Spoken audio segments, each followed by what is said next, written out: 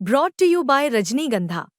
यूं ही नहीं ताज ताज बन जाता है, शिल्पकारों का हुनर और चुनिंदा संगमरमर ताज को नायाब बनाते हैं। कुछ ऐसे ही चुनिंदा जगहों से बस खास ही चुनकर लाता हूँ। कतरे कतरे को मैं हीरे सा परखता हूँ। यूं ही नहीं मैं रजनीगंधा बन जाता हूँ। जब से आँख खुली है कि जो शुरुआती पंक्तियां हैं मीर की एक शायरी को आपने लिखा है, और पहली पंक्ति है कि सबसे कठिन होता है बचपन को याद करना, और उससे भी ज़्यादा चुनौतीपूर्ण होता है उसे लिखना। आप इस पूरी कथा को लगभग 30, मुझे लगता है कि 3 दशक से अधिक समय से दर्ज कर रहे थे। ये जो पीड़ा का स्वर है इस आत्मकथा में, मैं अपने दर्शकों को बता दूं कि राजकमल प्रकाशन ने इस आत्मकथा को प्रकाशित किया है, और हाल के कई वर्षों में, मुझे लगता है दशक भर से अधिक समय में, मेरे द्वारा पढ़ी गई ये सबसे मार्मिक आख्यानों में से एक है।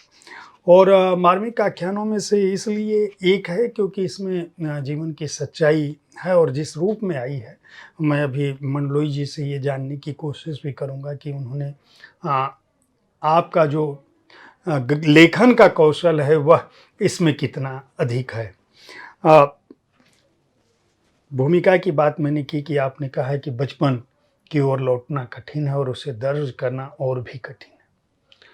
ये कठिन क्यों है, वो पहले अध्याय में, पहला अध्याय जो है उसका वाक्यांश है। मैं बताता हूँ, शुरुआती कुछ पंक्तियाँ पढ़ूँगा। लौटना तकलीफ़ों में होता है, लौटने का रास्ता उबड़ खाबड़ है, साफ सुथरा नहीं। टेढ़ी मेढ़ी गलियाँ जिस पर नुकीले पत्थर हैं, बहुत और कांटे हैं, जिन पर माँ पिता नंगे पाँव चले। यह बीती सदी के तीसरी दहाई की शुरुआत का समय रहा होगा। ये जो वाक्य विन्यास है, ये जो भाषा है, यह उस समय तो नहीं रही होगी जब आप डायरी में दर्ज कर रहे हैं। यकीनन उस समय नहीं थी।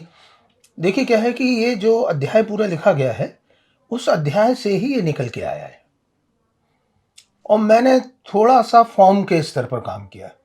तो मुझे ये लगा कि जैसे कथक में कलाकार के आमद के पहले उसके आने का पता चल जाता है, उसके घुंघरुओं से, है ना, या जो शुरुआती तत्कार है, तो ये लगभग उसी तरह से है कि जो मैं लिख गया, एडिट किया बाद में, तो कुछ उसमें कटा है तो कुछ जोड़ेगा भी।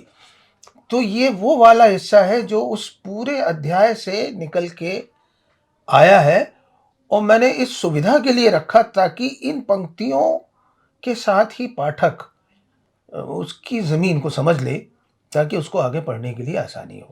और ये बहुत सहज ढंग से काम करते हुए आया, अलग से टाका हुआ नहीं है। हर अध्याय की शुरुआत लगभग काव्यात्मक पंक्तियों से हुई है। इनको आपने किस तरह से सृजित किया, इसको लिखने के दौरान जब इसे फाइनल कर रहे थे तब, या ये पहले से जैसे जैसे जीवन अनुभवों को दर्ज करते रहे आप, उस दौरान भी ये लिखते गए? देखिए, मैंने कहा ना कि मैं एक एक पंक्ति, एक एक बिंब, कोई एक शब्द, कोई एक भाव, वो नोटबुक में, डायरी में हमेशा करता रहता हूँ। जब आप उसको रिविजिट करते हैं किसी संदर्भ में, तो उसी में से पंक्तियाँ बन के निकल के आने लगती हैं। भाई, आपके अवचेतन में तो वो हैं, अगर अवचेतन में नहीं होती तो आपकी नोटबुक में, आपकी डायरी में नहीं आती। तो वो भीतर ही भीतर पकती रहती हैं, और जब उनको आना होता है ना, तो लगभग आश्चर्य की तरह आती है। मतलब वो सायास नहीं आती, और कम से कम इस पूरे संदर्भ में यही हुआ है। जैसे अगर अभी आप मुझसे बात करते हुए ये पूछें कि आपसे बातचीत के बाद मेरे भीतर क्या आया, तो हो सकता है इसी तरह की पंक्तियों में मैं बता सकूं।